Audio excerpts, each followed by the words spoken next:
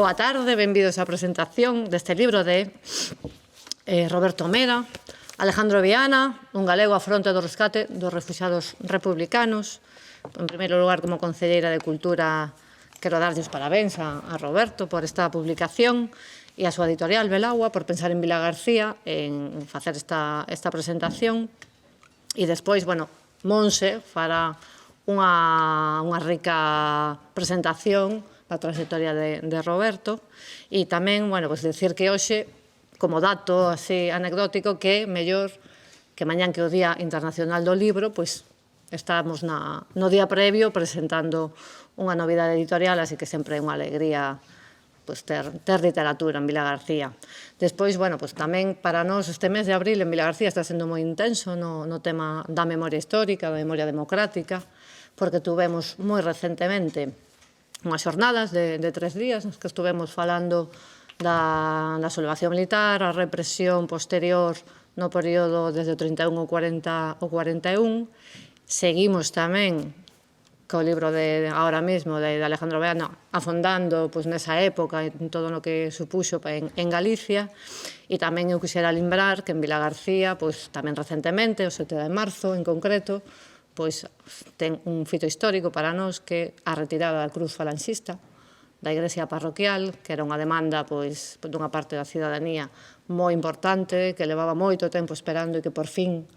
temos o orgullo de como goberno municipal pois fixemos realidade ese compromiso, non? Porque este é un compromiso que temos moi claro no goberno municipal. E nada, como decía, o libro, pois a verdad que ten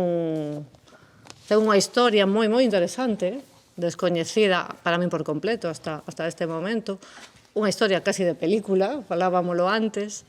que ao final te das conta de que estes refuxiados, a vida que tuveron tan difícil, primeiro escapando da represión franquista e posteriormente tuveron que escapar doutros fascismos, pois esas vidas non foron as vidas para nada normais, tuveron que vivir unhas circunstancias totalmente excepcionais e, pois, por desgracia, tan actuais, non? Porque ahora mesmo estamos vendo, pois, todos os días, nas noticias, cada día vemos esas imaxes dos refuxiados de hoxe.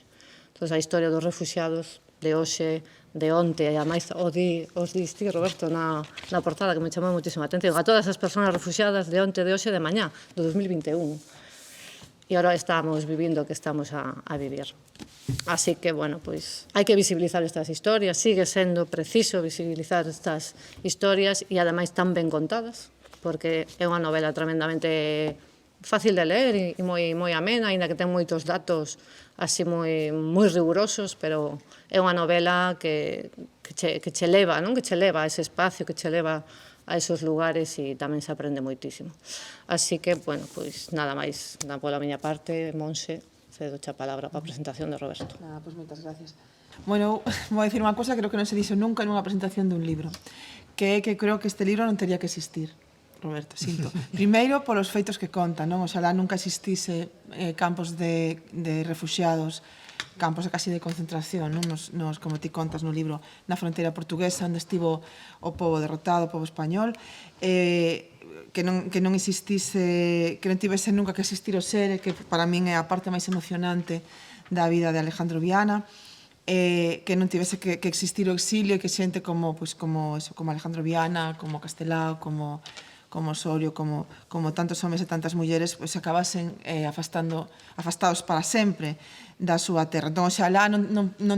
existise este libro porque non existisen os feitos e, ademais, oxalá non tivese que existir este libro porque houvese desde que temos democracia, que van casi 50 anos da morte do ditador, políticas públicas serias que recuperasen as vidas de xente como Alejandro Viana e, polo tanto, non tivese que ser a sociedade civil ou non tivese que ser persoas de investigación as que dedicasen, como ti fixeches, 20 anos a rescatar a vida dunha persoa que é da tua familia ou porque tes interés en outros casos por unha vida. Creo que teria que ser o Estado, as administracións, as que xa desde os anos 80 non que hubiesen recuperado estas vidas destas persoas, que, como decía Sonia, que son moi pouco coñecidas, non? E é increíble que non coñezamos a existencia dun servicio de evacuación de refugiados españois que non coñezamos a vida de xente, pois eso, como Viana, non? Salvo 2 ou 3 personalidades, pois a maioría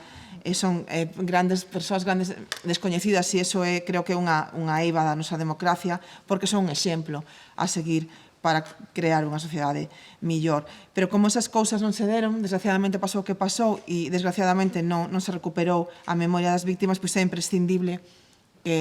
a labor que levas facendo desde tanto tempo, a labor que fai a sociedade civil, tantas asociacións de memoria, tantas familias para recuperar a memoria das víctimas. Levas 20 anos, sei, de boa tinta,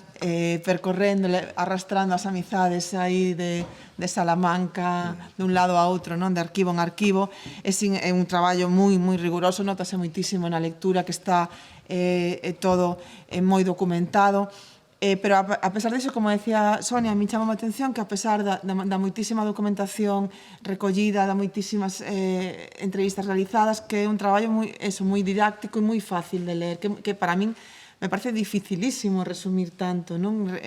Resumir unha vida tan rica en efectivamente, en este libro delgadiño, que invita moito a ler. E creo que iso é moi importante, facer esa labor de non contar, de non meternos tochos de 200 páxinas que logo ao público en xeral tes que estar aí xa moi metido na memoria para que te interese, non? Facer os grandes fitos da historia diseribles para a poboación, e é un libro de verdade, recomendo, de lectura moi amena, entretida, colles para, eso, tive a sorte de ler xa aquel traballo, e collín o libro para esta presentación unha noite e o día seguinte rematar, é dicir que dixen, bueno, teño con tempo e nada, non fun capaz de pasar dos 2 días porque estaba realmente enganchada á historia. Contas a historia de Alejandro Viana, que, bueno, non vou a incidir moito no seu perfil porque xa sei que ti o tes preparado, e eso, contas a historia maravillosa, épica e pouco coñecida do Servicio de Evacuación de Refugiados, contas momentos tan épicos como o do Alsina, non? E tamén momentos tan duros como o do Vita, non? Que como ese, bueno, esa falábamos antes, esa discrepancia entre Prieto e Negrín, e además mollaste, creo, que a mí me parece importantísimo, polo menos a min, que falábamos antes, non? A min as ambigüedades en certos temas, bueno, pois me parece que un pouco quedar ben, e a mí me parece que hai temas nos que hai que mollarse, aínda que non quedes ben, e ti está claro que te posicionas do lado das víctimas, o que falábamos antes, non? Te posicionas do lado das víctimas e te posicionas do lado xusto da historia. E son entendibles, é moi complicado desde o ano 2022 xulgar determinadas consecuencias, pero tamén é moi importante poñer o acento sobre aquelas persoas que mantiveron a dignidade ata o final, que mantiveron a loita ata o final, que mantiveron os seus principios ata o final nos peores dos tempos, ¿no? Como, por exemplo, Negrín, que, sin embargo, foron personalidades logo moi desnostadas pola historia. E a min, eu son moi pro del, e esa defensa que ti tamén faz no libro, pois me parece moi importante, porque, como decíamos antes, eu creo que non hai que ser obxectivo, nin hai que ser imparcial, hai que ser rigoroso, e desde o rigor analizar e decantarse polo que hai que decantarse, non? Entón, para min ese é outro dos grandes puntos positivos deste libro. E a min tamén parece moi importante que co drama das víctimas da represión do 36 contemos tamén as vidas, contemos tamén as loitas desas persoas, non contemos só a parte negativa, non? De que lles pasou, do mal que o pasaron, sino que tamén contemos cal foi a súa loita e tamén contemos cal era a sociedade que esas persoas querían crear. Me parece moi importante, cando se fala do golpe de Estado, contar que sociedade impuxo o franquismo e contrapoñela coa sociedade de liberdades, de aposta polo ensino, de dereitos para as mulleres que estaba construindo a Segunda República. Entón, me parece moi importante que contes esta xesta heroica de Viana para darnos a coñecer non só o drama do exilio, sino tamén a loita do exilio, e non como un exercicio nostálxico, sino como unha ferramenta para o futuro, non para crear unha sociedade pois mellor. Vou rematando, sempre hai unha frase moi manida que se recorda sempre, non? De Castelao, que di non enterraban cadáveres, enterraban semente, e eu aquí vou a parafrasear, vou a atrever a parafrasear a Castelao, que para eso tiven tanta relación coa súa muller, e vou a decir que non se exiliou a semente, non? Que a semente de Alejandro Viana está aquí nun Roberto que é moi parecido a Alejandro Viana en moitas cousas. É unha persoa inquieta. Aquí tuven a axuda de quen te coñece ben, unha persoa inquieta, unha persoa con moitísima implicación política, unha persoa moi implicada tamén co ecoloxismo, e mesmo coa micoloxía chegastes a implicarte. É unha persoa con espírito crítico que non se moldea nos tempos onde vai a mellor ao río, e é unha persoa con un fondo compromiso social. Sei, chiváronme, non vou a decir quen, que había unha frase de Alejandro Viana que a Roberto lle gusta moito, que decía Alejandro Viana que é moito millor gastarse que moecerse, non? Pois estou segurísima de que ti, non sei se te vas a gastar moito máis, Roberto, pero moecerse e que non vas a moecer. Eu creo que o mellor que se che pode decir despois de ler este libro é que o tío do teu avó estaría moi orgulloso de ti, non só deste libro, sino de toda a túa faceta e todo o teu compromiso social e político. Así que parabéns por este tema e agradezo moitísimo que me convidara. Sinto non ter ningún poder de convocatoria na casa, pero agradezo moitísimo que me fixeras cómplice deste traballo tan maravilloso. Aí quedades co autor. Moitas grazas. Bueno, boas tardes a todos e a todas, e antes de nada, moitas grazas a Sonia e a Monse pola súa presentación, o Concello de Vilagarcía por facilitarnos o acto de hoxe. Antes de empezar a exposición, vamos poñer un audiovisual que fixo Emilio Rodríguez, que nos acompaña hoxe ademais aquí, que é así o que chamamos hoxe en día un book trailer, un resumo así do libro en imaxes, que creo que é interesante porque nos pode situar así de unha forma visual na historia da que imos falar. Entón, poñemos agora...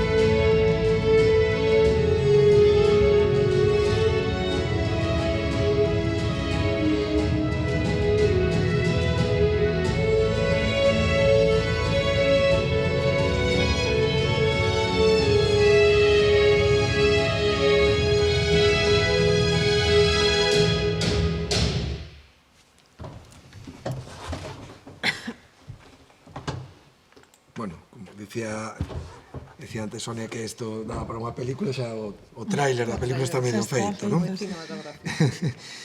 Bueno, vou poñer antes de nada tamén a presentación con as imaxes que vamos ir vendo para facelo máis entretido e máis ameno a exposición. Bueno, sempre comezo dicindo que o traballo de investigación que fixe, que agora culminou de momento na publicación deste libro, foi probablemente o máis importante que fixe na miña vida, non? Fixe moitas cousas, pero esta, sin dúbida, a escollería como a máis importante ata hoxe, non? Non o feito de publicar un libro, que tamén é unha cousa novidosa, que nunca antes fixera, senón o feito de facer un traballo que implicou casi como resucitar a un morto, non? Eu a sensación que tiven a medida que fun avanzando na investigación, e por suposto, cando xa se publica o libro e se populariza a figura de Alejandro Viana, foi a resucitar unha persoa que estaba morta. Morta no sentido máis profundo da palabra, sepultada no esquecemento, e que de alguma maneira revive. Eu que non creo no máis alá, durante todo este proceso,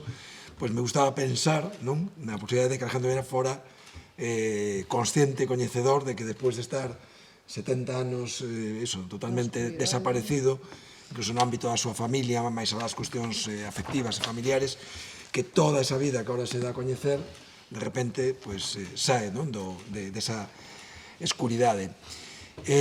Bueno, en realidade, se foi posible esa resurrección e traelo ao presente, foi grazas ao meu avó, que era o seu sobreño. Alejandro Viana era o tío do meu avó. Vou poñer aquí unha imaxe, vou tomar a licencia de poñer aquí unha imaxe do meu avó Ponciano Mera Viana, que, como digo, era o sobreño de Alejandro Viana, que de alguma maneira que conecta ese pasado con este presente. Eu, dende moi novo, dende moi neno, sempre escoitaba na casa do meu avó, cando iba a visitalo, que falaba do tío Alejandro, e que fora diputado. Entón, é un motivo de orgullo, para presumir na familia. Temos un tío diputado, familiar diputado, e que morrera en México, pero máis nada que iso. Estamos falando de finais dos 70, os anos 80, que era moi querido, eso sí, porque de feito o meu irmán pequeno se chamase Alejandro en memoria do tío Alejandro, e hai moitos máis Alejandros, tanto na miña familia como na familia política del, nos descendentes da familia da súa muller, e que era moi querido, non? Pero nada máis que iso. O meu avó, como decía, conecta con ese pasado, e de feito na foto podes mirar que hai outra imaxe, que é do meu avó Ponciano no frente de Teruel. El foi mobilizado polo franquismo, polas tropas franquistas. Eu de neno, e non tan neno, dende os prexuizos e o descoñecemento da historia, o último que sabía é que un rapaz de 20 e pico anos en Pontevedra non elixía bando na guerra civil, pero bueno, me fixe un pouco a idea que o avó debía ser desa corda e fora a guerra porque compartía o credo político dos golpistas. E de alguma maneira creo que iso tamén me condicionar en non preguntar nin querer afondar moito no tema de ter tido un deputado. Me dixe, bueno, sería procurador das Cortes con Franco, unha cosa así, serían da súa corda, e, por lo tanto, bueno, tampouco tive así moito interés. E así, hasta que pasados moitos anos, cando un xa ten unha certa formación histórica e política, un día de casualidade formulei a ecuación e casei os datos e dixen, vamos a ver, México foi o destino da maior parte dos exiliados, este home foi deputado, a ver se é que foi deputado republicano e morreu en México exiliado, porque eses dous datos non os tiñe. Preguntei ao meu avó, estamos falando xa dos anos do ano 2000, máis ou menos, eu xa tiña casi 30 anos, xa vedes que pasara moito tempo sin que indagara, e o meu avó o que fixo foi confirmarme que efectivamente fora republicano e que morrera en México exiliado. E entón aí sacou un cartafol que tiña guardado, ata aí nunca falara destas cuestións, nin dera información que guardaba, e sacou un cartafol onde tiña algunhas cosas mecanografadas por él para a Enciclopedia Gallega que non se chegaran a publicar sobre Alejandro Viana, e un recorte do Faro de Vigo dos anos 80, onde se facía unha semblanza de Viana, sobre todo da súa etapa no Concello de Vigo, todo o que era a súa vida antes do ano 36, onde fora un persoeiro moi relevante na sociedade viguesa, pero tamén se facía unha referencia así moi pequena, vaga, pero suficientemente interesante como para indagar nela sobre o seu labor humanitario en Francia, non? Bueno, a partir de aí, claro, decido que hai que empezar a investigar e buscar toda a información que poda haber, empezando polas fontes orais, lóxicamente, o meu avó, outros parentes e familiares, outros sobrinhos que aínda vivían nese momento, nese traballo de contacto con fontes orais, algúns exiliados que tamén aínda vivían e que coñeceran e trataran con Alejandro Viana. Bueno, ademais de rescatar todo o que era a memoria no ámbito, sobre todo, familiar sobre Alejandro Viana, que non era grande, porque todos esos sobrinhos, cando se exilian no 30, bueno, empeza a carrera no 36 e xa non o volven a ver nunca máis, tiñan 20 e poucos anos, por lo tanto, tamén o nivel de coñecemento e de recordos era limitado. Pero, bueno, atopei tamén, grazas a ese traballo de contacto con familiares, materiais importantes como fotografías, a través da familia da muller, localizou un álbum de fotos, de feito pedinlle para facer copias, e isto tamén nos pode dar a veces unha idea de como nas familias que foron, digamos, víctimas da represión, do exilio, etc., en certo modo esa estigmatización seguiu funcionando, porque cando eu pego a esta persoa, se me deixa facer copias das fotos, o que me contesta é non, vouche mandar o álbum, porque está aquí nun fallado, e isto miro que calquer día tiran con él, porque non en casa tampouco miro un gran interés sobre isto, como miro que eu estaba moi interesado, e me mandou unha xolla de álbum con 40, 50 fotos de Viana dos anos 10, 20, 30 hasta o 52 no que falece, fotos como estas que vedes aquí, fotos en Mondai Balneario, onde pasaba moitas épocas do ano. Aquí temos outra foto de Mondai Balneario, aí está cun persoeiro de Vigo moi coñecido, o Dr. Corval, Cesario Corval, que en Vigo ten unha rúa, que era coñecido como médico dos pobres, era íntimo amigo del. Bueno, unha vez que xa teño máis pistas, máis información a través das fontes orais, empeza xa un traballo de investigación en arquivos, en hemerotecas atopo moitísima información, en arquivos oficiais, tanto privados como públicos, de forzas políticas do Estado, en Madrid, en Salamanca, en Bilbao, en Portugal, aquí en Galicia, innumerables arquivos tamén de toda índole, en Francia, en México. Bueno, todo ese traballo que pon de manifesto, estamos falando de toda a década do ano 2000, é o inmenso rastro documental que deixara a vida de Alejandro Viana. Alejandro Viana, ao longo da súa vida, deixara unha pegada impresionante de información, tanto antes do 36, por todo o que foi a súa vida en Vigo, como despois do 36, con todo o que imos logo comentar e que de alguma maneira se recolle de forma resumida no libro. Nas fontes de información hai unha tamén bastante curiosa e moi importante, moi relevante, que me permitiu atopar incluso pezas dese puzzle, porque ao final foi como ir recollendo pezas dun puzzle dunha vida, ilas colocando e reconstruindo toda esa vida, e a veces podían faltar pezas, afortunadamente, podo dicir que non falta ninguna relevante, non? E a veces incluso por pura casualidade ou por sorte, e nese traballo tivo moita importancia tamén a bibliografía, todo o que son biografías e memorias de exiliados, donde conseguía atopar moita información de exiliados tanto recoñecidos como anónimos que ao chegar a América tiñan o costume de escribir as súas memorias, e contar as súas vivencias, sobre todo na Guerra Civil e no exilio, donde me aparecían libros descatalogados ou sin índices onomásticos, e había que andar a buscar pola estrutura do libro, a ver se por aí medio podía aparecer algo, e entre liñas lendo rapidamente aí na Biblioteca Nacional con Fernando, outro compañeiro do Faro de Vigo, e como conseguimos atopar cuestións que son cruciais logo no libro para que non houbera lagoas nin puntos escuros, non? Libros como este Mi exilio de López Barrantes, que era o presidente do Banco Exterior de España, que conta, entre outras moitas cousas de Viana, cando se topa con el en Burdeos, nese momento máis dramático,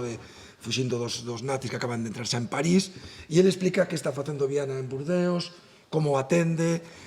como está el tamén preparando a estancia dos dirixentes como Negrín, Méndez Aspe, cando cheguen ali a Burdeos, como lle consigue as pasaxes, bueno, todo incluso o que está sentindo Alejandro Viana, o que pensa da situación que se está vivindo, o relata incluso neste libro en primeira persoa de Alejandro Viana, como se Alejandro Viana estivera falando no propio libro, non?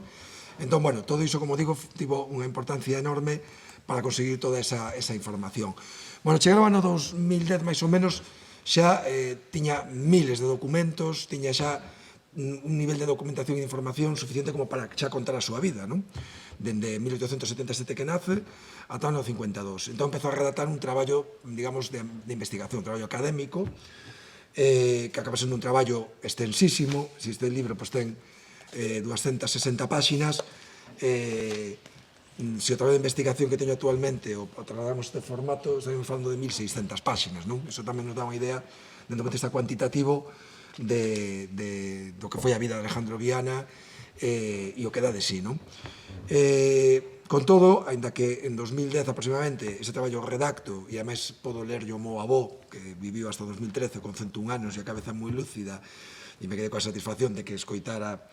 toda a vida do seu querido tío, da que a maior parte das cosas non as sabía, ni as coñecía. A investigación non é que rematase nese momento, a investigación continua ainda a día de hoxe, a mí me siguen aparecendo en día cousas, entre outros motivos porque con todo o que está sendo a digitalización dos arquivos, todos os avances tecnolóxicos que houve nos últimos anos,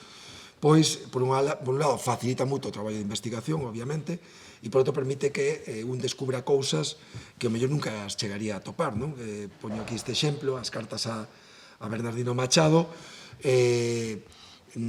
hai aproximadamente 5 ou 6 anos, facendo unha búsqueda por internet que fago periódicamente, con palabras clave como Alejandro Viana, de repente me aparecen unhas 40 cartas de Viana a Bernardino Machado, que fora o presidente da República Portuguesa,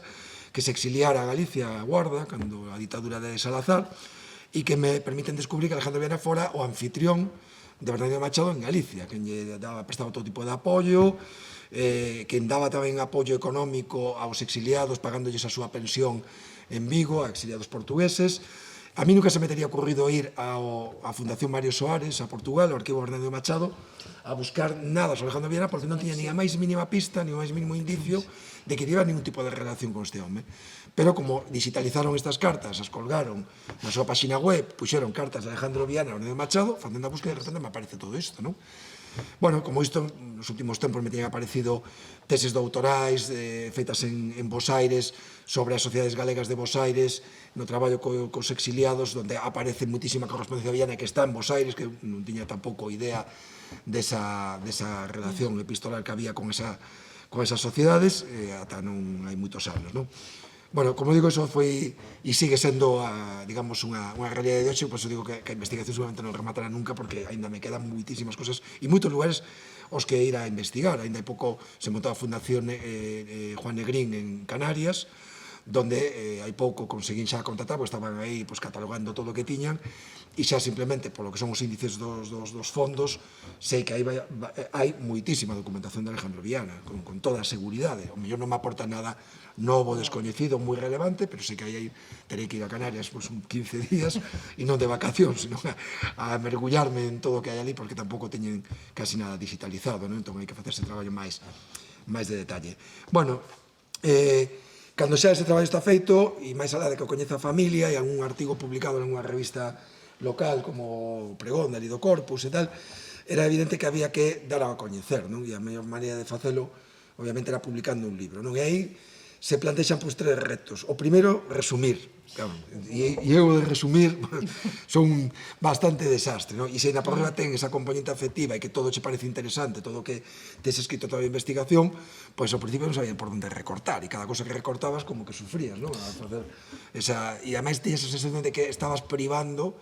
a calquera persoa, a calquer lector, de cosas que podían ser tamén do seu interese, non? Bueno, a pesar disso, eu era consciente de que efectivamente hai que resumirlo, porque eu que non quería publicar un libro de 800, 900 páxinas que ao final che compran 4 amigos ou colocan ali nunha estantería, si len as 20 primeiras dá gracias, e ao final ninguén vai saber diso, vai servir solo para investigadores, como no meu caso, cando facía este traballo, que si agradecías a topar algo donde hubiera unha investigación moi profunda, non? Pero evidentemente o que se trataba era dar a coñecer un persoeiro con unha trayectoria como a del que era, vamos, un acto de xustiza imprescindible divulgar a súa vida, non? A través dese libro.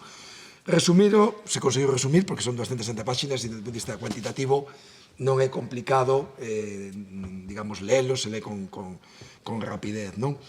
Bueno, o segundo reto era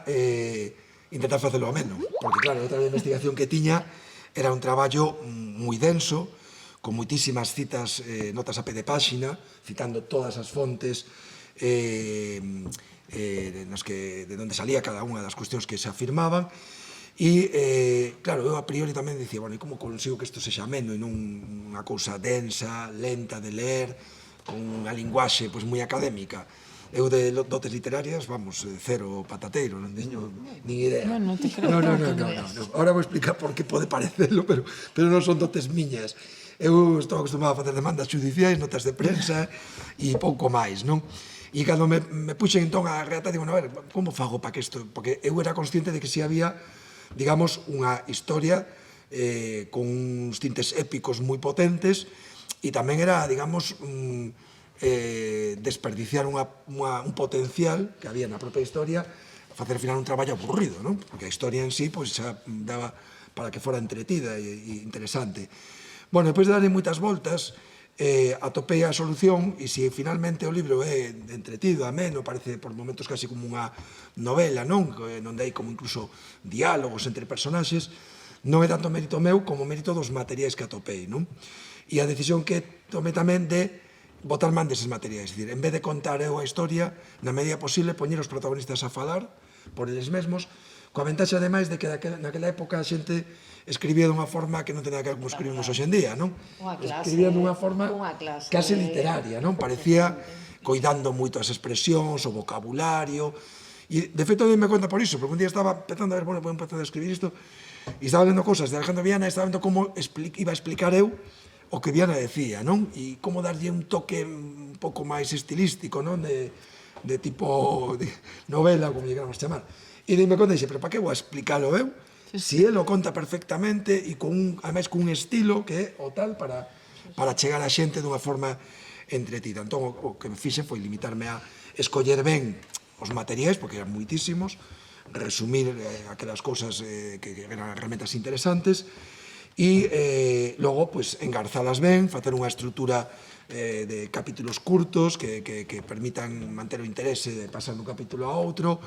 e botar, como digo, esos materiais e simplemente ir dando unha certa coherencia cunha narración, pero onde van aparecendo os personaxes, non? En todo momento, e sobre todo a partir da metade hacia o final, prácticamente aparece outra xente falando, dende os que contan as súas vivencias nun libro, ata os servizos secretos franquistas nun documento interno, ou cuestións xornalísticas, ou a propia Alejandro Viana, na múltiple correspondencia que ten con muitísimos persoeiros, non? Bueno, o terceiro reto, dicía que non teña notas literarias, e iso en rigor, yo digo porque o libro é un libro efectivamente riguroso, solo se cita a pé de páxina as fontes de aquelas cuestións que veñen literais e textuais. Hai outras cosas que eu afirmo que a xente pode decir, e onde saca el isto? Porque non queríamos facelo tan denso de estar justificando a pé de páxina todo canto se afirma no libro. Con todo, para que non perder a rigor, explicarei que está garantido o rigor, incluso para quen poda ter dúbidas sobre de onde sale esa información. E dicía que é riguroso ata o punto de que cousas que poden parecer licencias artísticas non o son. Hai unha pasaxe, por exemplo, onde se di que cando Viana se vai marchar de Figueres para Francia en coche, que era un día moi soleado. Bueno, iso non é unha licencia artística que eu me tome para poñer bonita a secuencia, sino que iso está sacado dunha testemunha oral, que está ademais en internet colgada, coa que falei, e que ela me dixo que ese día era un día soleado e tal, por lo tanto, se eu digo a persoa que estaba ali, non vamos a poñelo en dúbida, non? E logo o terceiro reto era atopar quen publicara o libro, non? Tiven a sorte de que a editorial Belán, unha pequena editorial de Vigo, apostara polo proxecto e pola idea, con tanto ou máis entusiasmo incluso ca min, e a verdade é que, ademais que me axudaron moito no que os retoques do libro, no que o estilo, etc. O traballo, o resultado final me parece, non é que tenda moito, pero creo que é un traballo bonito, no sentido que está moi ben traballada a maquetación do libro, moi agradable de ver e de ler. Incluso a portada, sorprendeme que elixeran esta foto entre as múltiples que tiña, porque eu estaba coa idea de algunha fotografía máis uso de retrato, que había moitas e máis moi interesantes e moi bonitas, e escolleron esta que casi como de fotoxornalismo, non? Porque está aí un momento unha foto que a máis ele mesmo explica por detrás, que lle sacaron na rúa destas fotos que te sacaban e che vendían despois o día seguinte, non? Dándoche unha tarxetiña para que recolleras o día seguinte, non? Que lle iba a decir a Alejandro Viana cando sacou esta foto e mandou o meu avó como iso por detrás, que iba a ser aportado sobre o libro da súa vida, non? Do teu avó, non? Sí, a foto era unha das poucas fotos que tiña o meu avó guardadas ali na súa casa. Decía que ao final tomamos unha solución para o problema de non poder facer un traballo máis extenso, ou de evitalo, que foi crear unha páxina web moi modesta, pero moi práctica para o que se trata. Por un lado, para que calquera persoa que teña interese en máis información ou en acceder ao traballo de investigación completo e, por tanto, que os investigadores podan conseguir o que aquí non van a conseguir. Entón, para conciliar un pouco esas dúas aspiracións, se fixo esta página web, onde en breve vai estar disponible o documento que é o traballo de investigación completo. Tamén está a galería de fotos tamén completa, porque entre outras cousas hai moitas persoas que salen esas fotos que non sei quenes son, e iso tamén pode axudar a que alguén as identifique. E, ademais, permite tamén que calquera persoa que quera saber de onde sale certas afirmacións as vai perfectamente atopar no traballo de investigación. O libro realmente conta a historia del, precisamente por ese afán de resumir, de no ano 36, pero no ano 36 Alejandro Viana xa tiña 59 anos, tiña prácticamente 60 anos, non era un rapaz, xa levaba toda unha vida vivida e a máis moi intensa, non? Eses anos anteriores ao 36 se resumen en as 3 primeiras páxinas simplemente para contextualizar mínimamente quen é o personaxe, pero non é realmente suficiente. Eu nestas presentacións me paro un pouquiño a falar quen era Alejandro Viana antes do 36 para que os asistentes e os potenciais lectores se podan situar mellor na pel do personaxe e entender moito mellor o que pudo supoñer para el o que acontece a partir do ano 36, non? El nacera en 1877 en Ponteareas, nunha familia moi humilde, pero moi pronto, con 14 anos, marcha xa para Vigo a traballar en varios negocios de personaxes de Ponteareas, digamos, de vida moi acomodada na cidade, E marcha precisamente porque xa na familia en Ponteareas miraban que era un rapaz con moitas aptitudes, con moita capacidade, un rapaz valía, como decía o meu avó, que era o que lle contaba a súa avó, é dicir, a nai de Alejandro Viana, como rapaz valía, pois mandaron para lá para que pudiera progresar, non? E o pouco tempo, bueno, xa nos ecos de sociedade del Faro de Vigo e tal, que nos permiten saber cousas que hoxe en día serían imposibles. Sabemos que no círculo mercantil se empezou a formar en temas de contabilidade, etc. Foi unha persoa moi autodidacta e xa con 20 e poucos anos se convirte en xerente e depois vai ser, moi poucos anos despois, xa un dos socios, os 4 socios desta empresa, non? Jimeno e compañía, que é unha empresa moi curiosa, xa vedes aí, importadora e exportadora de ovos. É unha empresa que tiña, digamos, casi o monopolio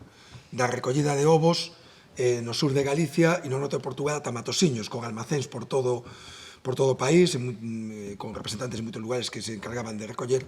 toda esa produción de ovos e os exportaban a Marrocos, a Inglaterra, os distribuían tamén polo Estado, aquí xa vedes unha sucursal, por exemplo, en Donosti. Bueno, esa empresa, para que vos fagades unha idea, vai explicar en boa medida o que é a fortuna que vai conseguir Alejandro Viana co paso dos anos. Esta empresa, en teses doutorais sobre as exportacións no Porto de Vigo, aparecen os ovos por riba, en volumen de exportación, por riba das conservas, na primeira década do século XX, coa diferencia de que empresas conserveiras había bastantes na ría de Vigo, pero na cidade de Vigo, no que é a ría, a única empresa dedicada a isto era Jimeno Compañía. Había outra, aquí en Vilagarcía, del Pidio Villaverde, que vai ser ademais un gran amigo de Alejandro Viana, que tamén tiña unha empresa dedicada á mesma actividade. Bueno, esta compañía, como digo, vai explicar en boa medida toda esa fortuna que se pode cuantificar no ano 36 cos informes que hai da Garda Civil, no que hoxe en día serían sobre entre 3 e 4 millóns de euros o que tiña Viana en ese momento de patrimonio. Bueno, el vai seguir en moitas máis actividades económicas porque uns anos despois el casa con Josefina de Outras Fábregas, que vedes aquí nesta imaxe, xa por os apelidos imaginaredes, era catalana,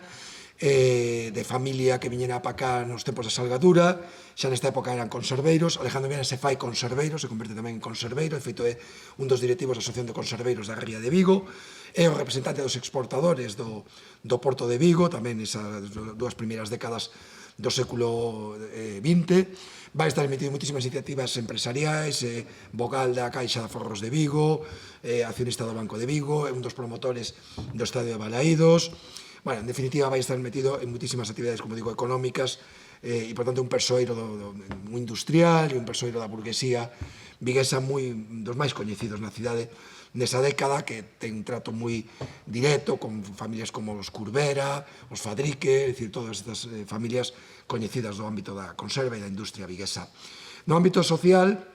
el tamén ten moitísima relevancia na cidade, vai ser un dos fundadores no ano 23 con Portela Valladares e un pequeno grupo de vigueses del Pueblo Gallego, da editorial que publica el Pueblo Gallego. El vai ser o seu primeiro conselleiro delegado da empresa. Vai ser tamén o presidente do Círculo Mercantil de Vigo, que daquela era toda unha institución na cidade, que vedes unha imaxe dun encontro das directivas do Círculo Mercantil de Vigo e da Coruña. É un dos fundadores do Ateneo. Bueno, está implicado en multitude de iniciativas sociais na cidade. Ademais, ten unha actividade, digamos, de filantrópica tamén moi frecuente e habitual e moi coñecida en Vigo. Aquí tens un exemplo dela, por exemplo, aquí nos anos 20, no ano 24, aparece como organizador un partido entre o Celta e o Porto en Portugal para recadar cartos para un sanatorio portugués. El tiña moitísima relación con Portugal, tamén polo tema dos negocios, tiña tamén negocios en Portugal, a propia empresa de Jimeno Compañía tiña moita actividade ali, tamén coas conserveiras de Matosiños, ata o punto de que o meu avó sí que recorda que Viana tiña unha habitación alugada todo o ano en Porto. Xa tiña un hotel, unha habitación todo o ano, porque estaban moitísimas tempadas en Portugal. El vai a crear varias fundacións en Vigo, a Fundación Viana de Apoio á Infancia, aí lle fan homenaxes en Vigo que se recadan fondos precisamente para destinar a esa fundación. Bueno, como digo, é un persoeiro tamén moi coñecido pola súa actividade social e a súa actividade benéfica. E no ámbito político, xa tamén dende moi novo, xa se implica nos movimentos republicanos da cidade. No ano 17, de feito, detido, xunto a moitos máis persoeiros republicanos da cidade e encarcerado no Castelo do Castro durante varios meses a raíz dunha folga xeral que cuestiona a monarquía no ano 17, e logo xa na década dos 20 se converte en tenente alcalde do goberno que preside Gregorio Espino, que tamén é moi coñecido, non? En Vigo ten unha avenida moi importante na cidade, aí o vedes nesta imaxe con el e con toda a corporación, acaba sendo incluso o alcalde de Vigo, cando Gregorio Espino dimite, el queda de alcalde durante un breve período de tempo, ata que el tamén presenta a súa dimisión por os mesmos motivos que Espino. El é realmente o motor dese goberno, Espino é máis unha figura institucional, que está realmente todos os días na prensa, defendendo a acción de goberno, respondendo á oposición, nos plenos, etc. É sempre Viana, e vedes nunha imaxe tamén un acto oficial, onde está tamén Calvo Sotelo, que era ministro. Bueno, este é unha mostra máis tamén da relevancia que tiña Viana na cidade. Isto é un libro do ano 32, onde se fala un pouco da historia recente de Vigo, e aparece unha semblanza de Alejandro Viana, onde, por certo, se comenta esa frase de Diderot, de máis vale gastarse que enmoecerse, que era, según o autor deste libro, a máxima que guiaba a actuación de Alejandro Viana. Fai unha semblanza, digamos, do seu carácter, de como era Viana. Bueno, chegamos aos anos 30, pouco antes de que se proclame a República, Viana está participando, comento esta cosa tamén para que vos fagáis unha idea de cal era o tipo de relación social e política que tiña, con quen se relacionaba Viana, e vedes como eran con personaxes xordamente coñecidos de todos e todas nós, que fan que sexa máis chamativo aínda o feito de que non souberamos nada da existencia de Alejandro Viana. El, no ano 31, está nun acto, por exemplo, en Salvaterra, presidindo un acto e intervindo con Otero Pedrallo, con Enrique Peinador, tamén de defensa dos valores republicanos, pouco antes de que se proclamara a República. Bueno, aquí tedes unha imaxe tamén del en Portugal, nos anos 30, nun balneario. Cando empeza a República, el se converte no presidente de Izquierda Republicana, o Partido Manuel Azaña, na provincia de Pontevedra. Aquí tedes unha entrevista del en El Pueblo Gallego a raíz das eleccións do ano 33, nas que non se ha elixido deputado, en que é candidato, onde nos permite tamén coñecer moitas cuestións sobre a súa ideoloxía nesa entrevista. Aquí temos outra imaxe tamén del no ano 34 en Palma de Mallorca, con un moi bo amigo del, un ponteareán, Amado Garra, que era un dos líderes agraristas máis importantes do país, que é o que está aí no medio. Durante estes anos, Izquierda Republicana é un partido que ten moita relación co galeguismo, casi de irmandade, digamos. Alejandro Viana tamén aparece participando en muitísimos actos nos banquetes das Cabañas o 25 de xuño en Vigo, intervindo con Castelao, intervindo con Valentín Paz Andrade, en representación, el, evidentemente, de Izquierda Republicana. Aquí temos algunha da correspondencia del con Alexandre Bóveda, no ano 34, coa contestación tamén, cartas de Alexandre Bóveda a Alejandro Viana. E, chegamos ao ano 36, temos as eleccións de febreiro de 36, Alejandro Viana é un dos candidatos da Fronte Popular e xa é elixido deputado pola Fronte Popular. Aquí tedes unha orla dos deputados escollidos pola Fronte Popular en todo o Estado. A esquerda nese recado están os deputados galegos, ampliado aí vedes a Alejandro Viana debaixo nun círculo, arriba inconfundible está Castelao, a esquerda de Castelao está Osorio Tafal, que era íntimo amigo de Alejandro Viana, que en Viana apadriñara un dos seus fillos. A esquerda de Alejandro Viana está Suárez Picallo, con quen Viana vai ter tamén moita relación durante os 3 anos de guerra. Como vedes, estas eran as relacións que tiña Viana a nivel político. Aquí tedes outra imaxe que tiñamos tamén ao principio no vídeo da entrega do estatuto. No ano 36, unha vez que sale Viana elixido, el empeza a exercer o seu cargo de diputado, e chegamos ao 28 de xuño, que é cando se celebra o referendo do Estatuto de Autonomía en Galicia. Ese día, Alejandro Viana ven a Vigo para votar, para participar no Estatuto e votar, e aquí é un momento que quizáis de facer unha reflexión, porque aquí é onde empeza realmente a historia que se conta no libro. Aquí debemos pensar que, evidentemente, cando Alejandro Viana o día seguinte regresa a Madrid, entre outras cosas para facer entrega do Estatuto de Autonomía ao presidente das Cortes e ao presidente da República, o último que se podía imaginar é que nunca máis iba a volver a pisar a súa casa. E o último que se podía imaginar que nunca máis iba a volver a ver a mirante parte dos seus familiares, de todos eses sobrinhos que tiña, entre eles 6 sobrinhos que acolleu de nenos, porque quedaban xa orfos de nai, da irmán del, quedaban desamparados, o pai os deixara abandonados, o avó se acordaba que chegaran a Ponteareas descalzos, eran nenos de 8, 10, 11 anos. Ele e a muller os van a acoller como se foran os seus fillos en Vigo, os van a educar, a coidar, como se os seus fillos, como digo, nunca máis vai volver a mirar a mirante parte deses sobriños, o o propio avó. O último que se pode imaginar é que nunca máis iba a volver a ver a súa cidade, a estar na súa cidade, na súa cidade de adopción, na súa vila natal, que nunca máis iba a volver a ter contacto ni relación con todo ese tecido de relacións sociais, empresariais, políticas de Vigo, de Galicia, etc., que moitos deses coñecidos, amigos, incluso dos seus parentes, iban a ser asasinados nos días, nas semanas seguintes, moitos dos que aparecen aquí nesta foto, alcaldes de cidades, presidentes de diputacións, deputados, el, igual que Castelao, Soreta Fragos máis, deciden quedarse en Madrid, pero moitos dos que están aquí esa noite volven en tren para Galicia e o que fan é atopar a súa morte. O último que podía imaginarse é que non iba a volver a mirar a súa muller ata 11 anos despois dese 28 de xuño, non? Efectivamente, dentro dese drama, nos meses seguintes, os franquistas van a deter, torturar e asasinar en Pontareas a un deses sobriños que acollera na súa casa. Outro deses sobriños que acollera na súa casa, Manuel Estévez Viana, que era médico, estaba de médico municipal en Tomiño, en que él vivía en León, se alista ao exército republicano como teniente médico, morre en combate en Toledo. Viana é nomeado, como vedes aquí nesta ficha, é nomeado titor dos seus dous fillos que quedan orfos, a nai xa morrera tamén no parto da filla. E, para que vos fades tamén unha idea de cal podía ser a percepción social que había Alejandro Viana na cidade de Vigo,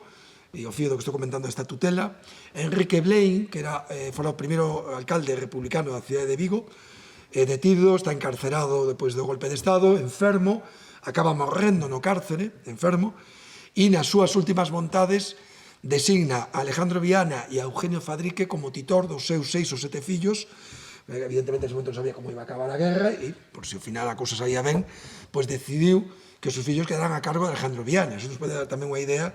de que cal era, digamos,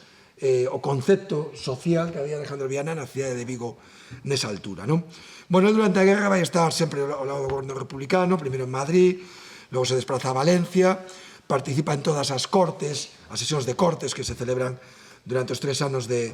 contenda, sesións de cortes como esta de Valencia, no ano 38, na Casa do Concello, e finalmente chega a Cataluña, está en Barcelona durante todos os últimos meses da guerra, participa na última sesión de cortes, a máis dramática, a de Figueres, que se celebra nos Sotos do Castelo a medianoite, xa a principios de febreiro do 39, pero xa nos días seguintes, como sabedes, pois, bueno, todo se ven abaixo, xa vamos a hecatombe, e se produce todo ese éxodo de centos de miles de republicanos que cruzan os Pirineos e atravesan a fronteira con Francia, non? Bueno, aquí chegamos a outro punto de inflexión, tamén no propio libro. Se ten algunha virtualidade, xa lá de contar a propia historia persoal de Viana, este libro é que permite tamén dar a coñecer con máis detalle algo que é bastante descoñecido para moitísima xente, incluso para xente que se considera coñecedora máis ou menos da historia política, da historia da guerra civil, do que pasou despois, e que pasa despois cando se cruza os Pirineos. Moita xente pensa que cando cruzaron, bueno, pues os que cruzaron se salvaron, e menos mal, porque salvaron a súa vida, que onde corría risco era realmente na guerra, non? Entón, non sabe realmente o que pasou despois, e como moitos, en realidad, toparon a súa morte unha vez que cruzan os Pirineos e chegan a Francia, non? Hai xente que non sabe que, cando cruzan, todos son dispersados, as mulleres, os nenos, os anciáns, os reparten por toda Francia, perden o paradoiro entre eles, evidentemente, o resto de homes,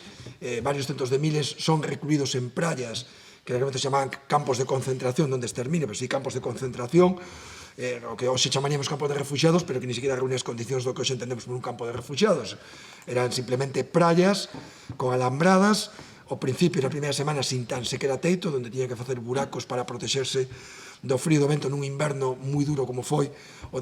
ano 39, incluso no Mediterráneo francés. Aquí temos algunhas imaxes que poden dar, digamos, idea, non, do que podía supoñer iso. A praia de Argelès-sur-Mer, con 90.000 refugiados, imaginemos o que son unha praia con 90.000 persoas, non, en condicións absolutamente infrahumanas, non. Aquí vemos outras imaxes tamén destas praias. Bueno, e neste punto, como digo, tamén é un momento de facer unha reflexión e tamén de poñer en valor algo que no libro, antes o comentaba tamén Monse, se fai como acto de xustiza, que é algo tamén moi descoñecido. na sociedade en xeral, por suposto, como todo o que ten que ver coa memoria histórica e democrática, pero tamén entre moita xente que está máis implicada na vida política, non? E que comparte, digamos, os valores e os principios que representan persoas como Alejandro Viana, que é o traballo que fai o goberno republicano nesta situación, non? Que é algo realmente sin precedentes, probablemente na historia contemporánea, como un goberno derrotado é capaz de, primeiro que se agrada, como un goberno derrotado primeiro toma a decisión de facer frente á súa obriga moral de atender a toda esta xente, non? Cando podían perfectamente os dirixentes, pois, sálvese quen poda, e refacer a súa vida cada un da mellor maneira posible. Non, asumen a obriga moral de atendelos. Hai que atendelos, e ademais o fan nunhas circunstancias especialmente complicadas e difíciles, tamén grazas á previsión que tiveron de sacar moitos recursos económicos do Estado, o famoso oro de Moscú, tan denostado, etc., etc., uns recursos económicos moi potentes que lles permite efectivamente afrontar a crise humanitaria que Francia non afronta en absoluto nas condicións mínimamente exigibles a un país decente e democrático, non? E este goberno derrotado que non ten recoñecemento oficial xa en Francia, porque xa en febreiro do 39 Francia, antes de que remate a guerra civil, recoñece o goberno franquista e, por lo tanto, todo o que é representación diplomática en Francia é franquista, o embaixador, todos os consulados están controlados polo goberno franquista, eles son casi, digamos, están nunha sorte de clandestinidade, non teñen ningún recoñecemento oficial, e teñen que crear unha organización, o Servicio de Evacuación de Republicanos Españois, como digo, casi de forma clandestina, coa tutela e co amparo do goberno mexicano e da diplomacia mexicana, que é a única que está a altura das circunstancias, e con unha certa tolerancia francesa nos inicios, porque tamén lles resolven, en certo modo, un problema, pero, como digo, sin ningún tipo de recoñecemento oficial e xa sendo controlados e perseguidos polos, digamos, servizos secretos franquistas que campan as súas anchas con recoñecemento oficial en Francia, non? Crean este organismo que se chama o Servicio de Evacuación dos Republicanos Españois, que vai, aquí tedes un modelo de ficha do censo que fan inicialmente para intentar localizar a todos os refugiados, saber onde están, quenes son, a que se poden dedicar, etc., etc., e poñen en marcha todo un traballo espectacular que aquí está resumido, pero creo que permite darse máis ou menos que era unha idea da complexidade que conlevaba todo ese traballo de atención alimentaria, de atención en roupas, de atención sanitaria, de aluguer de castelos, de albergues para ubicar ali os mutilados de guerra, os orfos, os nenos e nenas, pago a familias francesas para que acollan a súa casa a refuxiados, subsidios para que podan subsistir e manterse en Francia. Un mini estado montado. Sí, que é realmente increíble, unha estrutura moi potente, con as súas seccións que atenden con moito voluntarismo de médicos que tamén son exiliados, que están cooperando e colaborando en toda esa atención. Bueno, neste punto tamén convén facer esa reflexión de que unha persoa como Alejandro Viana, que xa ten 60 anos, que ademais tiña moitos recursos económicos porque evidentemente era unha persoa máis que levaba toda a vida dedicada á exportación, sabía manexar capitais, mover capitais por outros países, tiña parte da súa fortuna en Portugal e, por tanto, ele, cando cruza a Francia, acabou a guerra, podía perfectamente marcharse para México, onde tiña 2 sobriños xa exiliados para refacer a súa vida e bueno, pues, rematar o resto da súa vida con unha certa tranquilidade. Non, el decide quedarse seguindo ese espírito que reflite o goberno republicano de que hai que atender e axudar a toda esta xente, non? Incluso que como el se considera privilexiado porque non acaba no campo de concentración porque ten recursos propios para manterse por sí mesmo, non?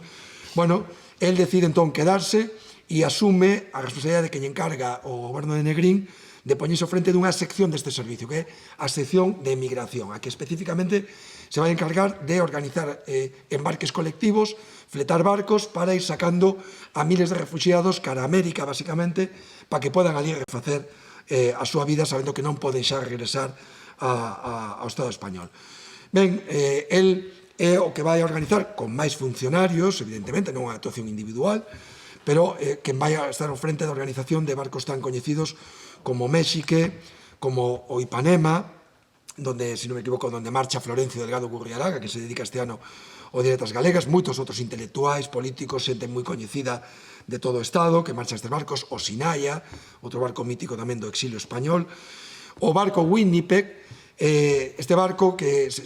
zarpa dende Burdeos, Bueno, aquí temos a Alejandro Viana no porto de Burdeos organizando todo este embarque con Pablo Neruda, o poeta chileno que está en Francia como cónsul especial do goberno chileno para organizar esta expedición de máis de 2.000 refugiados que chegan unhas semanas depois a Chile, non? Bueno, aquí nestas expedicións xa vedes que, coherencia co que dicía antes, ese recoñecemento que se fai a México por parte dos exiliados, que é o país que, ademais de darlle ese amparo e esa protección en Francia, é quen, sin ningún tipo de limitacións prácticamente, acolle a todo canto refugiado quere refacer a súa vida neste país. Aquí temos a Cárdenas, a quen habería que dedicarle un monumento en todas as cidades do Estado, con nenos xa que foron acollidos xa durante a propia Guerra Civil. Bueno, durante eses meses do ano 39, dende abril ata setembro, esta actuación de Viana e do SERE permite sacar aproximadamente sobre 7.000 refugiados a América, aos que se suman outros que marchan tamén en liñas regulares financiados tamén polo SERE, pero chegamos ao mes de setembro, empeza a Guerra Europea, a Guerra Mundial, en definitiva, Francia xa entra en guerra e aí xa cambian as circunstancias e nos meses seguintes vai empezar xa unha actuación, digamos, hostil cara ao goberno republicano, cara a este servicio por parte das autoridades francesas, e ese cambio de postura de Francia coincide precisamente tamén co cambio de responsabilidades de Alejandro Viana, que pasa xa a converterse no director xeral de todo o organismo, xa non só a sección de migración, sino que él se encarga xa de estar ao fronte de todo o SERE e ten que abordar xa intervencións policiais, donde xa se incautan documentación ou cartos en efectivo, que non eran moitos, porque, obviamente, nesa situación de alegalidade na que actuaban, tiñan que manexar os cartos con persoas interpostas, montando mecanismos de enxeñería financiera como un trust que tiñan en Suiza, bueno, é dicir, todo unha serie de mecanismos que permitiran utilizar eses recursos sin que puderan os franceses localizalos e entregarlos a Franco, que tiñan un acordo entre eles precisamente para devolverlle todo o patrimonio ao goberno franquista. Nesa actuación, obviamente, non é de extrañar que recurrira tamén a unha persoa como Alejandro Viana, porque dicía antes, porque era unha persoa que sabía manexar os recursos e xogar con iso porque tiña xa unha experiencia empresarial precisamente desta índole. Bueno, el ten que afrontar esas intervencións policiais, unha causa xudicial tamén que se abre, ten que ir a declarar con frecuencia el, Negrín, Méndez Aspe, aos xulgados, aos tribunais franceses que están indagando, investigando de onde proceden eses recursos, cales son as súas actividades que están facendo en Francia. Bueno, a pesares de todo, bueno, aquí tedes unha ficha dun exiliado, unha ficha de filiación xa asinada por Alejandro Viana como director do servicio de evacuación. Aquí tedes un exemplo tamén das múltiples, cosa que se mira moi mal, non creo, unha das múltiples cartas aos seus delegados polas diferentes cidades, onde hai campos de refugiados, onde hai portos de embarque, que tamén, de forma anecdótica, permite tamén ilustrar esa actividade. Aquí, Viana anuncia un delegado que xa deu, que xa lle manda 20.000 francos para construir 20 e pico próteses para non sei cantos enfermos. Este tipo de actividade tan miúda, tan detallada, era o día a día do que estaban facendo estes persoeiros, atender a persoas que necesitaban unha prótese para intentar mellorar a súa vida nesas situacións tan tráxicas. Bueno, esas intervencións policiais e xudiciais obrigan incluso a Alejandro Viana a facer unha rolda de prensa en Francia, sabía falar moi ben francés, eso sí que se acordaba moi avó tamén de forma autodidacta, dominaba moi ben esta lingua, e fai unha rolda de prensa para explicar o que está, incluso para decir seguramente que non pensaba, que de forma moi diplomática, que o goberno francés está colaborando moito, etc., e explicando que non hai ningún problema con esas intervencións judiciais e policiais e restándolle importancia. Bueno, nestes meses, estamos falando xa a principios dos anos 40, Viana, ademais do seu labor no frente do SERE, é tamén o delegado e representante de organizacións galegas de América que recurren a él para sacar refugiados, envíanlle recursos económicos dende Buenos Aires, dende Nova York, as Sociedades Hispanas Confederadas de Nova York, por exemplo, e envían cartos e recursos indicándolle que persoas ten que localizar e pagarlle esas pasaxes en barcos de liña regular para que podan refacer a súa vida en Uruguai, en Argentina, en Estados Unidos, etc. Por esa vía tamén salen centos miles de refugiados a través deses barcos de liña regular. Nos meses seguintes hai máis expedicións á República Dominicana, pero xa chegamos a maio do ano 40, os nazis entran en Francia, en xuño xa se aproximan a París, nos últimos días Viana sigue facendo ali xestións para un último embarque,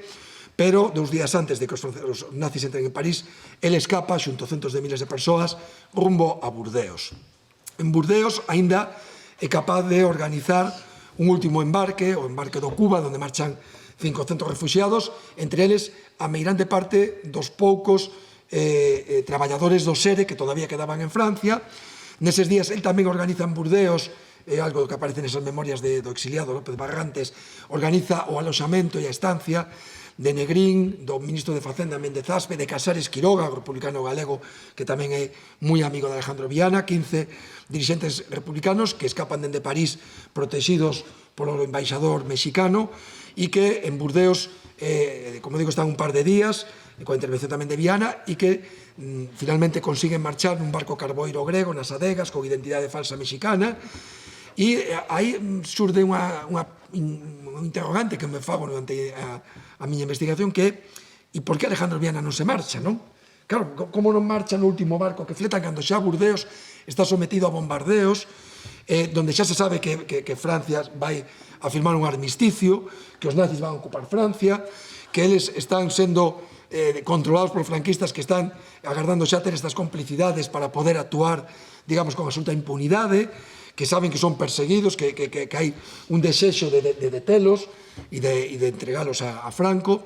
Como é posible que non se marche no Cuba, que é ese último barco que zarpa? Como non se marcha ni tan sequera con eses 15 dirixentes que marchan xa para Inglaterra, porque saben que aí corre serio risco a súa vida, non? Bueno, ao final, averiguei, no, gracias a que se publica, durante a investigación, se publica un libro con toda a correspondencia do embaixador mexicano en Francia nestas datas, donde aparece unha carta de Alejandro Viana ao embaixador, donde lle explica, entre outras cousas, lle di que nese momento decidiu quedarse en Burdeos porque consideraba que a súa obriga era continuar axudando os refugiados republicanos. Así de sinxelo e así de valente, non? Porque realmente aplica esa máxima de que o capitán é o último en abandonar o barco. E aquí, mentre siga vendo refugiados exiliados, eu me quedo aquí, aínda que mellor non poda facer xa gran cousa, porque evidentemente era difícil xa poder facer algo, non?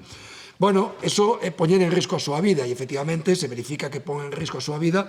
porque nos días seguintes, semanas seguintes, como sabedes, se producen moitos secuestros de persoeiros moi relevantes, como o presidente da Generalitat, Companys, que é entregado a Franco e fusilado, o doutor Fernández Vega, amigo de Alejandro Viana, de Ponteareas, que fora gobernador civil de Málaga, que é secuestrado, entregado a Franco e fusilado varios anos despois en España. Bueno, Alejandro Viana tamén conta nesa correspondencia como a Gestapo intenta secuestralo con a Falange en Burdeos, ele recibe unha confidencia, se esconde, conxunto cos que vivían con él, consigue eludir ese intento de secuestro, acaba cruzando Francia dende oeste al este ata preto da fronteira con Suiza, 600 kilómetros, en 15 días, ata que se refuxia nun pobo que se chama La Loubes. Bueno, antes de facelo, tedes aquí unha postal que envía a súa irmán o 17 de xuño, uns poucos días despois de chegar a Burdeos, donde simplemente di: confirmo mi postal, continuo sin novedad, pero xa estaba dicindo moito, aí ten o cuño da censura militar e o que estaba xa informando do seu paradoiro os franquistas. Por iso, efectivamente, localizan e intentan secuestralo. Probablemente isto pode ser unha pista que se lle deu. Bueno, isto vedes aquí a Vila da Loubes, onde se refuxa no ano 40, no mes de xullo.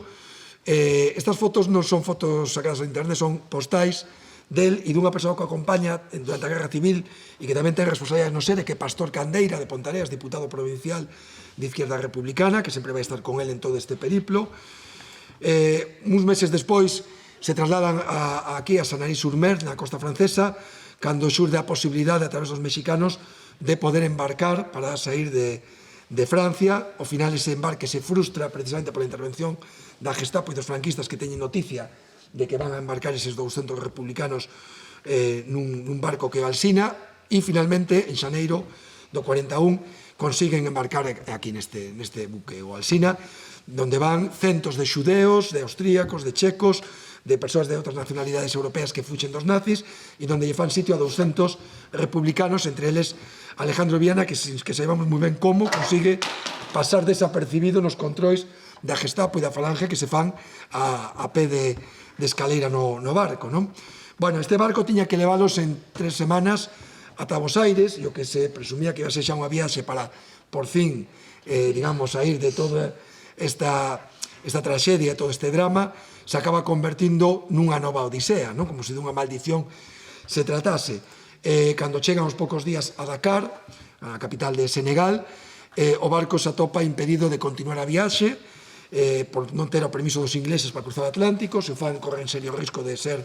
afundidos, quedan retidos ali no porto de Dakar durante máis de 5 meses, teñen que estar vivindo dentro do barco en condicións absolutamente penosas e, curiosamente, Viana volve a ter a oportunidade de axudar outra vez os refugiados en contacto co goberno republicano en Londres, consigue 100.000 francos, que non se pregunta como farían, non? Naquela época, para facer unha transacción, facerlle chegar a Dakar en África 100.000 francos que ele reparte entre toda a pasaxe para que podan subsistir durante eses meses nestas condicións. Ao final os devolven de novo a Marrocos, a Casablanca, os internan durante varios días en un campo de concentración tamén en condicións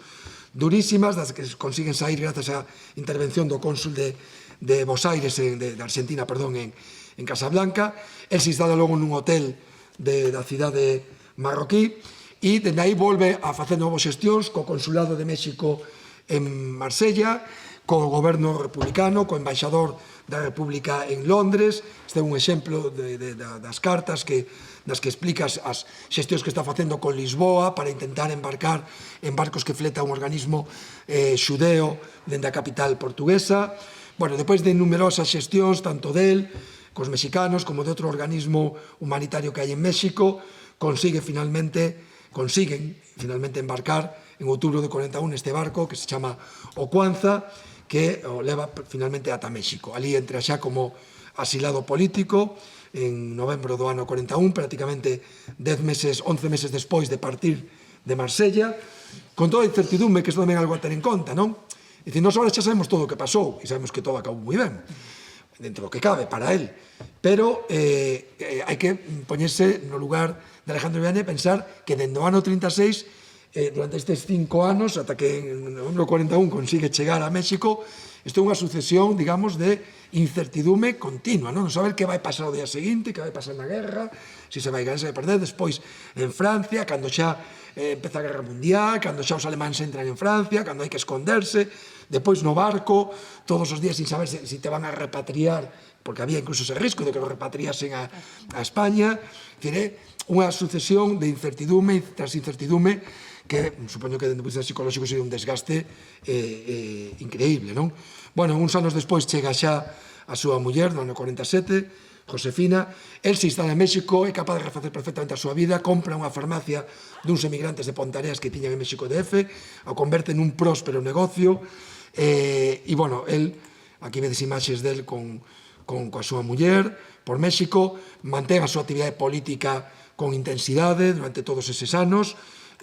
Aquí o vedes participando nunha das sesións das Cortes que se celebran no ano 45 no exilio. E aquí tamén hai unha imaxe á esquerda con un deputado republicano, Pardo Galloso, que era de aquí de galego, tamén deputado galego, con outros exiliados nun xantar, e xa aí vedes a Viana nos últimos días da súa vida, xa postrado nunha cadeira de rodas coa súa muller, e falece finalmente en México no ano 1952. Bueno, como vedes, non é de extrañar que teña a sensación de resucitar, non, a un morto, porque tivera unha vida tan intensa e apareceu tanta información sobre él que realmente esa é a percepción que un ten, non? Facer o traballo de investigación e publicarlo e dar a coñecer con actos como este e coa publicación do libro, obviamente é un acto de xustiza con él e con moitas outras persoas que saen tamén no libro, que moitos deles merecerían tamén seguramente o seu propio libro e recoñecemento. E ao mesmo tempo que pon de manifesto, como comentaba antes Monse, a anomalía democrática no Estado español que supuxo o paso da ditadura á democracia e non ter feito un traballo serio de restauración da memoria, de recuperación da vida e da trayectoria de persoas como Alejandro Viana, e que todo isto dependa, como decías ti antes, do voluntarismo e da casualidade. No meu caso, a casualidade de que mo avó, o guardara no recordo, que vivira moitos anos, que un día a mí se me ocurriera, xa con casi 30 anos, relacionar uns datos con outros e como vou ainda seguir a vivo en su momento de preguntar que logo o voluntarismo de decidir vamos a investigar isto e dedicarlle muitísimas horas e días e casi anos da vida a indagar e a sacar a luz todo isto, non? É increíble que casi 50 anos despois pois aínda hoxe en día incluso cando se fala disto se fale non sin polémica, non? E que si a lei memoria histórica, si é reabrir feridas, non sei que, o sea, realmente alucinante que esa transición da que tan orgullosos sinten algúns teña, digamos, esta eiva tan grave, non? Bueno, que saibades que Alejandro Viana, a día de hoxe, evidentemente algúns só tenemos que remedialo, en da que pode haber conflito de intereses, non ten ningún recoñecemento, nin en Vigo, na súa actividade de adopción, nin en Pontareas, nada de nada, ni unha rúa, ni ningún tipo de recoñecemento. Estás tardando. Efectivamente, estamos tardando, pero bueno, creo que era bo primeiro dado a coñecer, porque ademais tamén permite que se entenda mellor porque se hai facer recoñecemento, senón logo xa sabemos que malintencionados vayanos en todas partes, que incluso, ainda con estas, poñan en cuestión ou falen de tráfico de influencias, non? Bueno, como digo,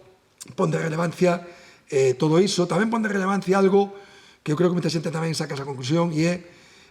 que país tiñamos antes do 36, non? Con persoeiros como Alejandro Viana, non? Cando se fala moitas veces, non, que en Galicia nunca houbo unha burguesía comprometida co país, cos valores, non sei que, non sei quanto, claro que a houbo.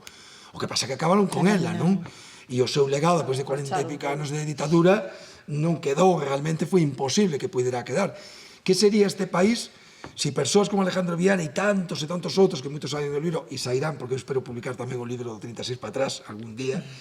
que sería este país se non tivera pasado o que pasou e se todas estas persoas pudieran ter desmolido a súa vida, o resto da súa vida e ter deixado con normalidade o seu legado a outras xeracións, non? Estamos falando dunha realidade absolutamente diferente da que temos hoxe en día e tamén, menos mal tamén o que temos hoxe en día, que conste que tamén hai que valorizar o que temos e onde estamos, non? Dentro do malo, non?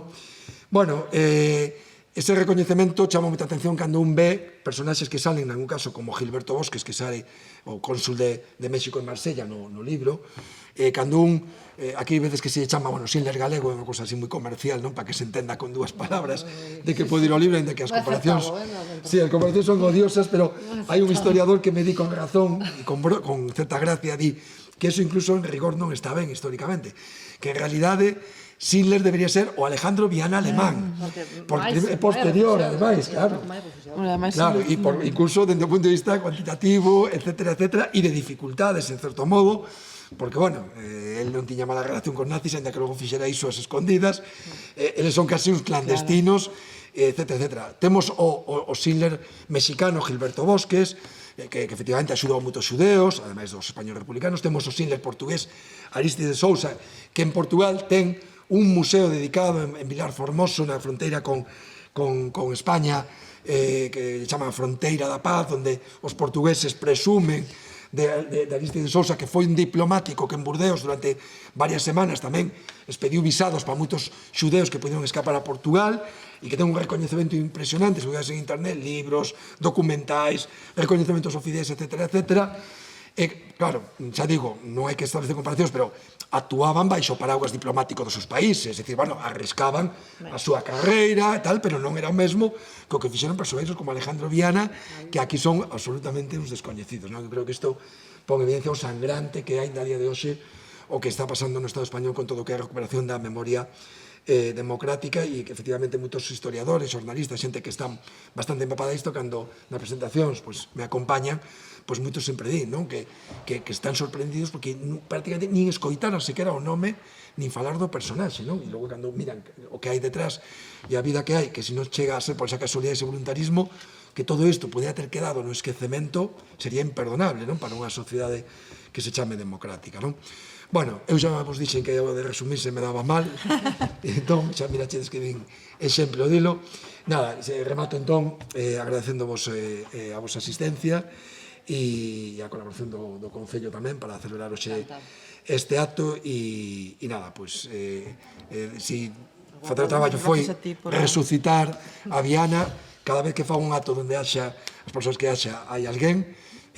compartilo implica resucitalo aínda máis e ter a sensación de que está entre todos e todas nós e que seguramente estaría, xa dixen que non creía niso, pero estaría realmente pois moi satisfeito e contento de ver toda esta xira, toda esta popularidade que se está dando merecida, non, despois de tantos anos de injustiza ou de injusto esquecemento, non? Nada máis. Pois sabemos de ir a Viana, que dice a canción, pero a rúa que se chama Alejandro Viana mínimo, non? En Ponteareas mínimo debería haber e... Pois si, non, xa está todo Está todo en preparado, marcha, non? Pois engallado, convídanos xa está todo pensado, sí. Se vai As patronales, claro, a principal, unha grande. No, a idea aí é, bueno, unha instalación nova que se vai crear agora, un equipamento público. Unha biblioteca ou algo así. Sí, un equipamento público e tal. Pero, bueno, marxen diso, eu tamén que conste que máis a título individual e coa familia e tal, e a vista do que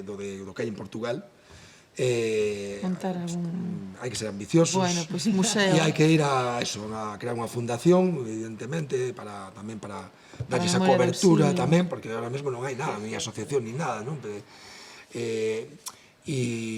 dende esa cobertura intentar, pois, o lóxico, incluso coa excusa de Alejandro Viana, estaría ben ter un lugar que sexa un memorial do exilio, tal, con unha figura... O Museo da Memoria debería de haber. Que é precisamente o que hai en Vilar Formoso, en Portugal. Se entrades na página web, mirades de que vai o que hai ali a nivel de exposición, explican como xurdiu todo o tema do nazismo en Alemania, que pasou logo o tema dos xudeus. É dicir, agárranse simplemente, non? E eu digo con todo o reconhecemento, o mérito que teñen, neste caso, Portugal, de saber, no bo sentido da palabra, explotar unha figura... Ten o seu Museo da Resistencia tamén, en Portugal, teñen unha memoria histórica real, non a nosa. En este caso é increíble como dunha cousa moi puntual, que a les lle toca de forma moi tangencial, porque non estaba na Guerra Mundial, nin os xudeus tiñan que ver con Portugal, nin Aristides Sosa foi un mártir, digamos, ainda que logo obtivo unhas represalias, non? Na cuestión da carreira diplomática, como diso crean un museo memorial que ao final, utilizando esa excusa, falan de muitísimas cosas que se podrían falar en calquer lugar do mundo, porque falan do ascenso dos nazis ao poder, da guerra, do tema do exterminio dos xudeos, e logo especificamente que foi o que fixo este home co tema dos visados, e logo como os xudeos que chegaban a Portugal, pues como vivían ali, etc. Pero, bueno, son cosas, a maior parte da información é xenérica, a información que non é específica do caso concreto, de contexto tal, e o teñen moi ben montado, un museo moi bonito, ali na estación de tren, que era por onde entraban eses xudeos que viñan con eses visados, e o teñen moi montado, claro, miraba iso e dicía, é que isto, claro, a veces eu mesmo recoñezo a min, de que eu tamén son víctima desa especie de minusvaloración destas cuestións. Dicir, é que claro, isto, Portugal se lles gustaría ter unha historia como esta, o que tenían montado ali, non? Hai un proxecto europeo en novembro de... Hubo en marzo e hai outro con moita pasta. Que estes hoxe ti aquí, que ti estás metida además na memoria histórica. Con moita pasta para... E todo iso eu non me entero de nada. Sí, xa che contarei. Bueno, xa che mandarei, porque hubo agora en marzo un e agora hai outro, creo que en novembro, un proxecto europeo para poñer en valor, eles falan máis sempre do holocausto no xudeo, porque xa sabemos que Hitler era moi malo e Franco era un ditador riquiño, non? Pero, de todas maneiras, eu estou mirando as bases e sí que hai posibilidades para facer cousas do exilio e sobre todo, bueno, cando hai relación entre Portugal e se é un proxecto interestatal sempre ten máis tal, e entón é que estás falando dese museo e eu estaba vendo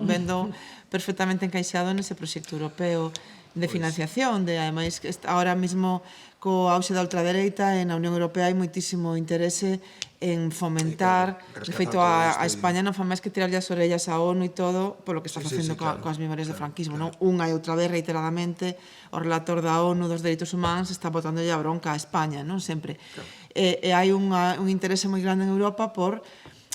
que a xente moza se dea conta do que significa apoiar a ultradereita e de como empezou, porque Hitler, acordamos que foi el escollido, entón, e dicen, hostias, que a ver se aprendimos algo daquela, entón, hai cartos, hai políticas públicas reais en Europa e hai cartos, con cual ese museo, eu creo que teria que estar en Pontevedra, non en Pontevedra, ese museo podería ter financiación aí, e ademais ti, co traballadriño que eres, porque é un pouco complicado facer toda o tema administrativo e tal, é un pouco... aí me... Pero ti que te moves moi ben con eso, claro, e que texa tanta documentación recollida, é que eu creo que é grapar o teu traballo de Viana e mandarlo a Europa e decirlle quero facer un recoñecemento. E eu vexote aí a financiación fácil, non sei. Pois mira, alégrome esa expectativa. Eu, de feito, estaba acordándome que como proba desa falta de ambición a veces, non? Tamén no bo sentido da palabra, eu nos últimos meses estou a voltas que iba a preparar, e eu preparei igual, pero bueno, pero para que se vexa como era unha cosa máis de andar por casa, e agora de repente diste, pero claro, que hai que ir a outros obxectivos máis. Iba a preparar, e vou preparar unha exposición como destes paneis típicos para poñer nun centro de ensino, nun centro cívico, e mover por aí, e tal e cual. Cando me dixeron de Vilar Formoso, dixe, bravo, que hai que facer unha cuestión de outro calado, non? E é certo que tamén cando comentas ti o tema, sobre todo da xente xoven, de recuperar todo isto, eu tamén teño a esperanza, ainda sabendo eso, que como comentábamos antes é moi caro, de que alguén faga algo a nivel audiovisual, porque o tema da para iso... Bueno, é moi caro unha película. Non hai comparación con un libro, eu que son fan dos libros, recoñezo que si hai xente, e xente que non o di tampouco moi de broma, hai unha xente coñecida, tal, me teñen dito que isto é para unha serie de Netflix ou para unha película de non sei que. Un pouco mismo con Viviana e Josefina, porque además tiña esa parte, claro, de ela en Pontevedra, nunca se van a ver. Logo, claro, Viviana que se enrollou con Joan Crawford, coa actriz, dicía, está Hollywood polo medio, que pasa que diste, aí temos que falar con Netflix directamente, porque é unha produción carísima, pero a mellor un documental, un documental digno, contando un pouco a historia, con todo o material que ti tes, que é unha cosa facer unha peli, non? O libro xa se lle pasouselle a unha xente como Pepe Coira, creo que lle pasaron tamén, lle van pasar a varios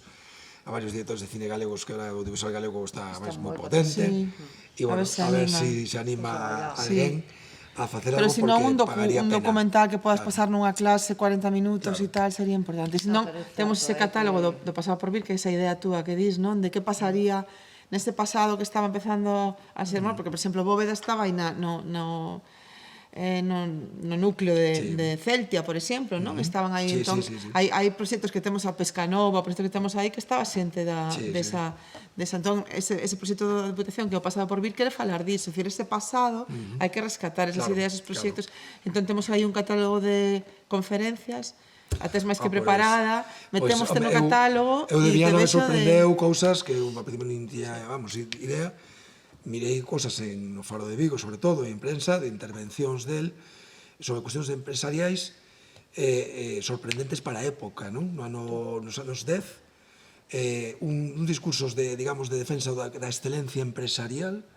donde explicaba que había que facer para exportar a conserva a Europa, a Francia, porque aí donde había valor engadido, porque eles estaban exportando a Cuba, porque tal que non se podía pescar de noite, que había que pescar non sei que. Claro, cosas alucinantes. Sí, deixaron sempre se di, pero é verdade que... Unha visión dunha persoa que ademais viña dunha familia humilde e non tivera formación ninguna, o sea, era increíble. Si sabían a que mataban e a quen perseguían, se cargaron ao millor da sociedade, como decía unha vez, non recordo, a filla dun represaliado, non recordo agora quen era, que decía, aos tontos os deixaron, non lles estorbaban, os tontos non tiñan perigo, non? Mataron aos listos ou perseguiron a xente que destacaba. E hai unha xeración aí que era, que non nos coñecerían, se non pasara o que pasou, seríamos unha gran potencia. Pois sí. Bueno, pagou a pena, porque xa vexo que pode haber aí opcións. Eu te dou ideas por aí, opcións de asesoramento, me refiro de aviso, porque eu non me entero, me iba a pasar algo por diante e non me enterei. Vou te mandar a última, pero que eran tantas, bueno, vos saberedes moito máis, piden tanta documentación. A outro país, non? Non, pero sí, é que me parece que encaixaba fenomenal, porque tiña o tema de perspectiva de xénero e tal, tamén puntuaba moito, que nos estivemos mirando por iso. Pero sí que o fomento de tal... Esta figura en calquer outro sitio, habería tido xa reconhecementos a un nivel, pasa que é o que te decía. Non temos un Spielberg, nin temos nin hai unha memoria detrás que... Claro, pero que falta, que o voluntarismo e tipo chegar, e ti porque lle botaches anos aí indo dun lado para outro, pero se vese unha... Como non pode existir un museo da memoria? Sí, sí. Sabes, e precisamente andar de exilio en Portugal, a veces o que hai que ter como un banderín de enganche, como fixeron os portugueses collendo Aristides de Sousa para esa finalidade, E eu creo que neste caso, pois sí, que o personaxe é merecente dese recoñecemento, pero eso, non local, Claro. un recoñecemento Sí. A un nivel e a xa... nivel A do cidade da Estado. cultura que está aí... Ahora a editorial me está comentando para xa facer ahora a versión en castelán, Castelán, porque evidentemente é unha historia que tamén, Claro. ainda que non Universal. nos toque máis de Jode. cerca,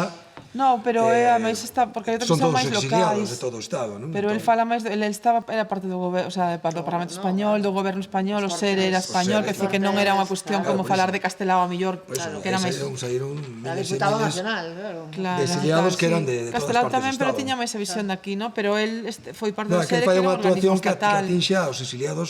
de todo o Estado, Estado. sí. O sea, entón, en sentido, é unha figura que teña que trascender incluso a ese nivel. Moi ben, Pues nada. moitas grazas. A ti, Roberto.